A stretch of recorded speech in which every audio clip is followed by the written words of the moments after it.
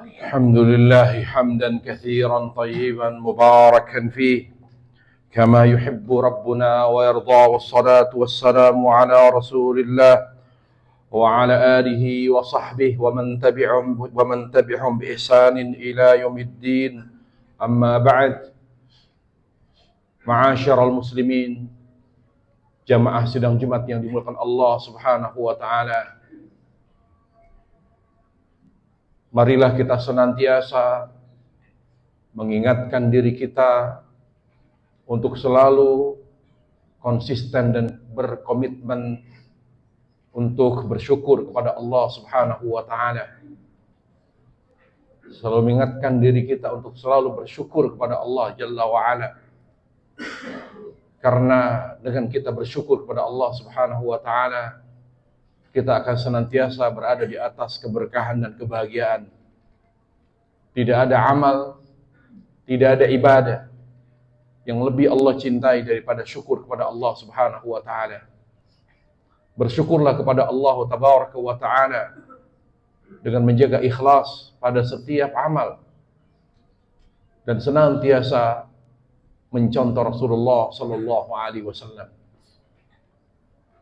Ma'asyar muslimin, jamaah sidang Jumat yang dimuliakan Allah Subhanahu wa taala. Ibadah terbaik akhir zaman adalah takut kepada Allah. Untuk itu, saya berpesan kepada diri saya pribadi, kemudian kepada para jamaah sekalian. Tolong hadirkan ibadah itu. Upayakan betul agar kita bisa selalu istiqomah untuk selalu menghadirkan ibadah takut kepada Allah Subhanahu wa taala. Tanpa itu, dengan keadaan zaman kita yang penuh dengan penyimpangan, penuh dengan kerusakan, penuh dengan hal-hal yang merusak dan melemahkan iman, kita akan terombang-ambing oleh fitnah syahwat maupun fitnah syubhat. Kita boleh menjadi seorang muslim, tapi yang lebih penting adalah muslim yang takut kepada Allah Subhanahu wa taala. Para jamaah sekalian, ma'asyar muslimin rahimani wa rahimakumullah. Allah Subhanahu wa taala adalah zat Rabbul Alamin yang sangat menyayangi hambanya, terutama manusia. Sangat menyayangi makhluknya, terutama manusia. Banyak sekali dalil yang menunjukkan bahwa Allah lebih sayang kepada manusia daripada makhluk yang lain. Bahkan lebih sayang kepada manusia daripada malaikat. Di antara dalilnya adalah di mana Allah Jalla wa ala menciptakan selain manusia dengan kun, tetapi Allah menciptakan Adam, kakek moyang kita, dengan kedua tangannya. Sebagaimana Allah Ta'ala berfirman, "Ma mana'aka an tasjuda lima khalaqtu biyadi?" Apa yang membuatmu tidak mau sujud wahai iblis kepada makhluk yang aku ciptakan dengan kedua tanganku. Dan Allah dengan tegas mengatakan, "Wal qad karramna bi bani Adam." Kami betul-betul memuliakan anak cucu Adam. Allah Subhanahu wa taala sangat memuliakan manusia, sangat mencintai manusia, terutama hambanya manusia yang beriman kepada Allah Jalla wa ala. Begitu besarnya kasih sayang Allah Subhanahu wa taala kepada manusia, khususnya kepada manusia yang beriman, sampai kasih sayang Allah melebihi kasih sayang seorang ibu kepada anaknya. Ketika Allah sangat sayang kepada hambanya, kepada manusia, maka Allah tidak ingin seorang pun dari manusia masuk ke neraka. Allah tidak menginginkan seorang pun dari manusia sengsara dunia akhirat. Allah menginginkan semuanya bahagia dunia dan akhirat. Bagaimana caranya kita bahagia dunia akhirat sesuai dengan keinginan Allah Jalla wa ala? Yaitu dengan bersyukur. Allah jadikan semua yang Allah hadirkan Apakah itu Islam? Apakah itu Al-Quran, kitab suci Islam yang merupakan kitab suci terbaik? Apakah itu Nabi Muhammad SAW yang merupakan Nabi terbaik? Allah hadirkan semua itu untuk menuntun kita kepada syukur.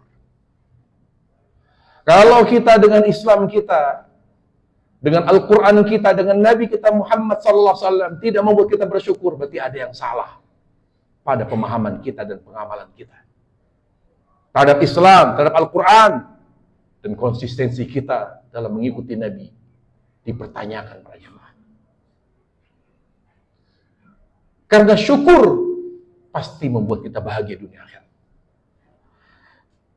Bagaimana Allah Subhanahu wa taala berfirman, qala adzabi usibu bihi man asya wa rahmati wasi'at kulli syai.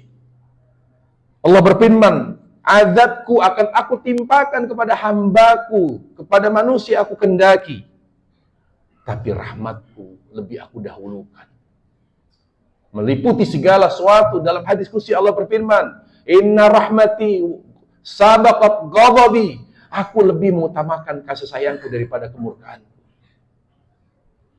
Rahmat itu identifikkan syukur. Semakin kita bersyukur, semakin Allah akan menyayangi dan mencintai kita.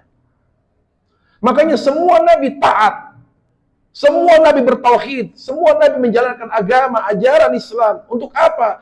Agar mereka bersyukur. Contoh misalnya Nabi Muhammad SAW ketika beliau diingatkan oleh Aisyah, kenapa engkau tahajudnya dengan cara yang tidak wajar sampai bikin bengkak kaki engkau ya Rasulullah? Engkau telah dihapus dosamu, engkau dijamin surga. Kenapa sholat tahajudmu dengan cara yang berlebihan seperti ini? Apa kata Nabi alaihissalam? Afala akunu abdan syakura. Saya melakukan ini tahajud yang menurut kamu dengan cara yang berlebihan. Justru saya melakukan ini karena ingin bersyukur pada Allah. Semua Nabi sepakat bahagia itu adalah dengan bersyukur pada Allah Subhanahu wa taala. Tahukah para jamaah? Ma'asyarul muslimin, azani Allah wa iyyakum. Syukur ini pasti membuat kita berkah, bahagia, dan pasti membuat kita masuk surga. Dan itu yang dipahami juga oleh iblis. Ketika dia diusir dari surga, dia berkata, kalau saya sudah diusir dari surga ya Allah, saya bersumpah, saya akan buat semua manusia juga mengalami apa yang saya alami, tidak masuk ke surga. Apa yang dilakukan para jemaah? Membuat manusia tidak ke surga. Belum katakan apa? Wala tajidu aktsarahum syakirin. Saya akan buat manusia sebagian besarnya, kalau tidak semuanya, tidak bersyukur kepadamu ya Allah. Jadi iblis paham betul, bersyukur kepada Allah itu membuat kita bahagia dunia akhirat. Para jemaah sekalian, iblis pun paham salah satu sebab utama syukur kepada Allah yang akan membuat kita bahagia di dunia, berakhir husnul khatimah, berujung surga dan bertemu Allah. Salah satu sebab utama syukur adalah sabar. Adalah sabar. Sehingga siang dan malam, bahkan Sufyan Ats-Tsauri rahimahullah ditanya, apakah iblis tidur? Beliau tidak tidur. Tidak pernah tidur. Untuk apa? Untuk menghalangi manusia untuk bersabar. Karena iblis paham betul bahwa jalan utama menuju syukur adalah sabar. Sehingga dihalangi manusia untuk bersabar. Selama 11 bulan, kecuali Ramadan. Dengan 3. Dengan wanita, dengan harta, dan anak. Itulah yang dimaksud oleh Allah Jalla wa'ala. Zuyyinin nasi hubbus syahwati minan nisa'i wal banin. Wal qanatiril muqantarati minadh dhahabil fiddah. Selalu kita dihalangi untuk menjadi orang yang bersabar, menjadi hamba yang bersabar, sabar dalam ketaatan. Sabar dalam ketaatan. Penggalang sabar kita dalam ketaatan untuk selalu taat dan istiqamah 3. Kalau tidak wanita, uang. Kalau nggak uang, anak. Terus setiap hari para jamaah. Makanya kata ulama, untuk mengatasi 3 penghalang ini, 3 godaan ini, hanya dengan sabar. Apa kata Allah Jalla wa'ala? Wa ja'alna minhu a'immatan yahduna bi amrina lamma sabaru wa kanu bi ayatina yuqinun. Orang yang mampu bersabar dan bersyukur yang punya dua kekuatan. Yang pertama kekuatan sabar, yang kedua kekuatan yakin. Kata mufassir, sabar mengatasi gangguan syahwat. Maksudnya godaan-godaan syahwat, fitnah syahwat. Dengan yakin seorang hamba bisa menghadapi fitnah syubhat. Para jamaah sekalian Allah Subhanahu wa taala. Di antara sabar yang paling menjadi penentu kesabaran kita dari 3 macam sabar. Karena sabar itu ada 3. Dan semua kata sabar di Al-Quran mencakup 3 macam sabar. Sabar dalam ketaatan, sabar dari maksiat, sabar dalam menghadapi musibah. Ternyata Allah jadikan sabar dalam menjalankan ketaatan kunci kesabaran. Lihat para jemaah, perhatikan firman Allah pada kasus Nabi Yusuf alaihissalam.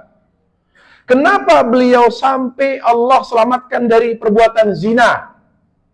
Kenapa beliau bisa sabar dari maksiat? Apa kata Allah? Wa kadzalika nusrif anhu su'al fahsya innahu min ibadil mukhlasin. Kenapa beliau selamat dari perbuatan zina? Urung, padahal sudah ada hasrat, sudah nafsu Nabi Yusuf alaihissalam. Tapi tidak jadi, dia tidak melakukan perbuatan zina. Kenapa? Karena dia sabar dalam taat, yaitu sabar dalam ikhlas. Kenapa beliau tidak berzina? Karena dia adalah hambaku yang ikhlas. Jadi kita kalau ingin jadi orang sabar, kita harus sabar dalam ketaatan. Jangan bermimpi kita sabar dari maksiat. Jangan bermimpi kita sabar dalam menghadapi musibah. Kalau kita tidak sabar dalam ketaatan kepada Allah Jalla wa'ala. Salah satu caranya adalah kita harus tidak boleh kita lemah di situ. Tidak boleh kita lengah dan lalai di situ. Wanita penghancur sabar kita dalam ketaatan. Oleh karena setiap dari kita sebagai laki-laki, jangan biarkan wanita masuk dalam hidup kita, terutama dalam hidup rumah tangga, kecuali wanita salihah. Kalau kita punya istri tidak salihah, jangan berharap kita menjadi hamba yang bersabar, apalagi bersyukur. Yang kedua, ketika diberi keturunan, pastikan anak kita saleh. Didik mereka. Qu anfusakum wa ahlikum nara. Jaga mereka dari api neraka. Jaga dirimu dan keluargamu dari api neraka. Dan ketika kita diberi rezeki, pastikan rezeki itu rezeki yang halal. Sumbernya halal, disalurkan kepada yang halal. Itu saja para jemaah. Namun kita banyak yang tidak sabar. Tidak kuat menahan godaan wanita. Hanya kita terpukau, terbuai oleh cantiknya. Tapi lemah agama istri kita. Anak kita supply, kita biayain. Tapi agamanya sangat minim sekali. Harta kita yang penting bagi kita adalah kaya. Gak penting halal atau haram. Kita gunakan untuk apapun sepuas kita. Bagaimana kita menjadi orang sabar? Hal-hal tersebut tidak kita perhatikan para jemaah. Singkat kata, kita termasuk orang yang sangat gagal untuk mencapai target sabar. Allah sayang. Dengan semua kelalaian kita, dengan semua kecerobohan kita, 11 bulan, kita gagal menjadi orang sabar. Ramadan ya ikhwatal iman. Bukti rahmat Allah kepada kita. Bukti begitu sayangnya Allah kepada kita. Wallahi kata ulama, kalau bukan Ramadan, kita sulit menjadi orang yang sabar. Itulah yang dimaksud oleh Allah, la'allakum tattaqun. Kalau kita merujuk kepada tafsir ulama, takwa itu bermakna 3. Ada 3 makna takwa. Yang pertama, takwa yang berarti takut kepada Allah. Yang kedua, menjaga jarak dari maksiat, tanazzu minadz dzunub. Yang ketiga, taat. Lihat, makna takwa yang kedua, yang ketiga, taat. Berarti ketika Allah katakan la'allakum tattaqun, aku hadirkan Ramadan dengan puasanya dan ibadah lain supaya kamu menjadi orang yang sabar dalam ketaatan. Aqulu qawli hadza wa astaghfirullah wa lakum wa lisa'iril muslimin min kulli fastaghfir innahu huwal ghafurur rahim.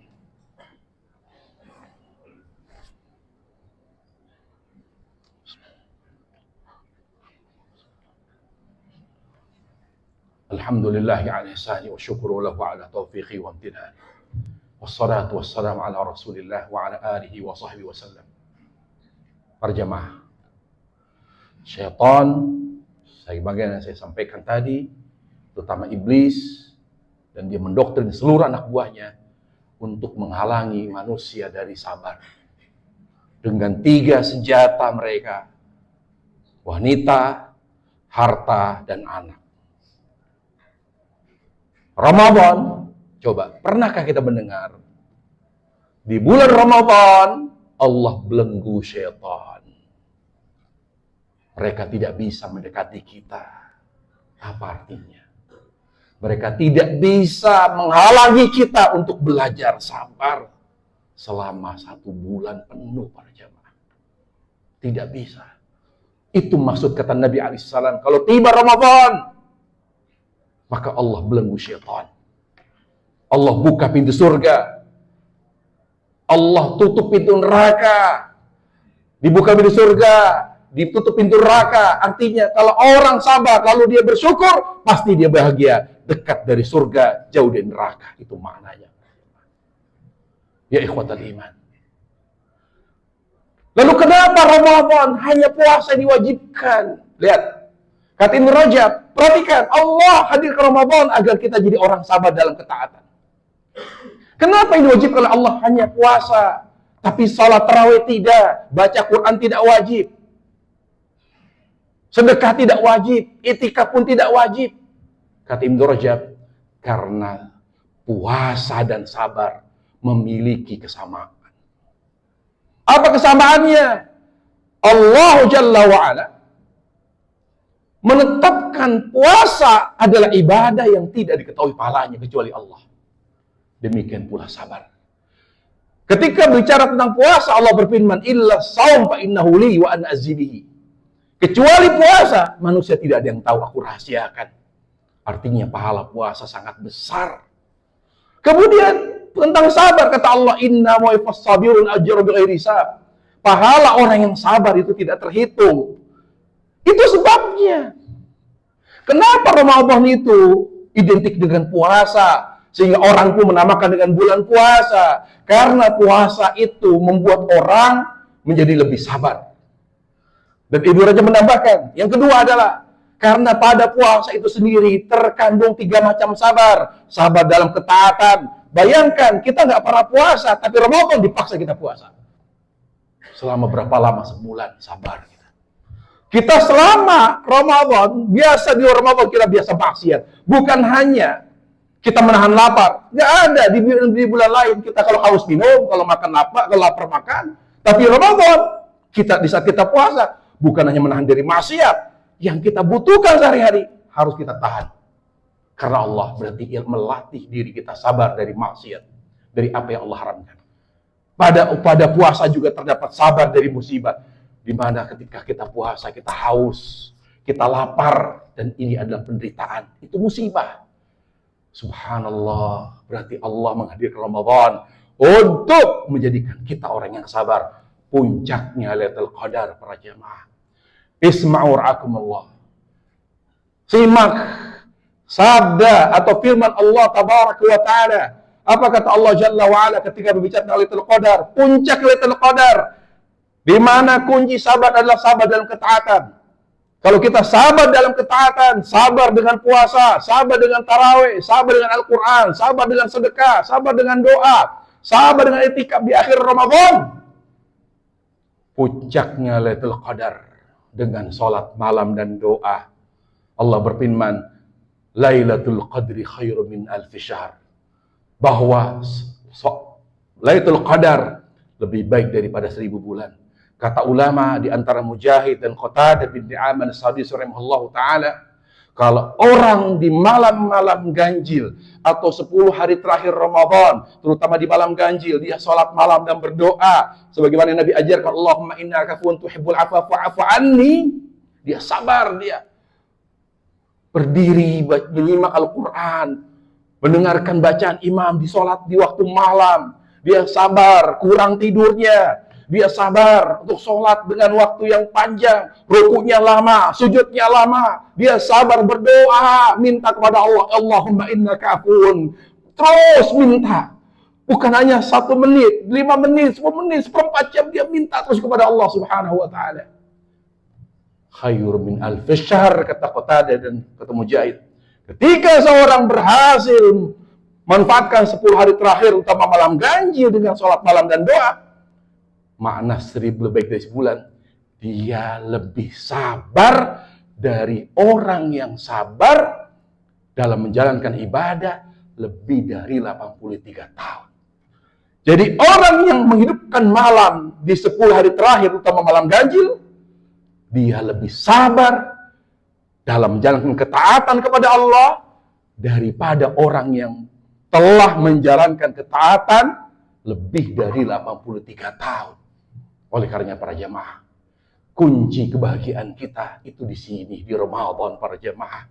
Makanya itulah sabda Nabi alaihissalam, siapa yang tidak mendapatkan kebaikan Ramadan, tidak mendapatkan kebaikan Lailatul Qadar, maka dia telah kehilangan semua kebaikan dunia. Dan itu dimaksud dengan sabda Nabi alaihissalam, celaka orang itu, celaka orang itu, celaka orang itu, kata Nabi, amin.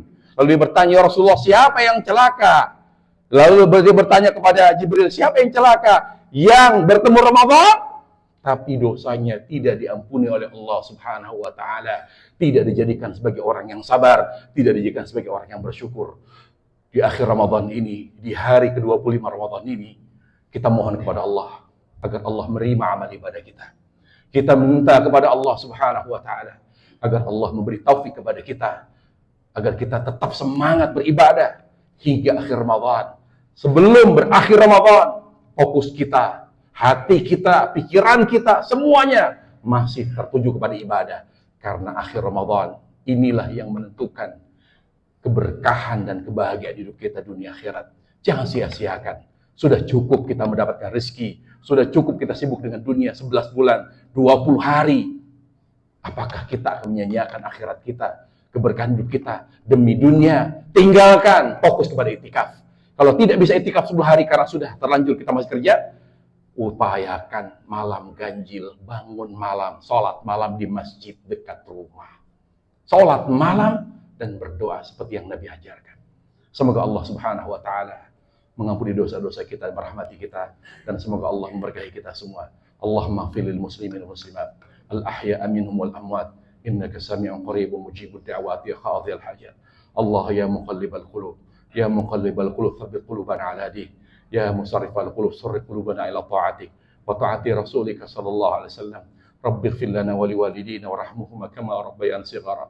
Allahumma hab lana min azwajina wa dhurriyyatina qurrata a'yun waj'alna lil muttaqina imama. Allahumma aslih lana dinana alladhi iswatu amrina wa aslih lana dunyana alladhi fiha ma'ashuna wa aslih akhiratana alladhi ilayha ma'aduna waj'al al-hayata ziyadatan fi kulli khair waj'al al-mauta rahatan lana min kulli syarr. Allahumma atina fid dunya hasanah wa fil akhirati hasanah wa qina adzaban nar. Subhana rabbil izzati amma yasifun wa salamun alal mursalin walhamdulillahi rabbil alamin. Ibadallah, inna Allah ya'muru bil 'adli wal ihsan wa ita'i dzil qurba wa yanha 'anil fahsya'i wal munkari wal baghi ya'idukum la'allakum tadhakkarun. Wadhkurullaha yadhkurkum washkuru 'ala ni'amihi yazidkum wa la dzikrullahi akbar wallahu ya'lamu ma tasna'un. Aqimis shalah.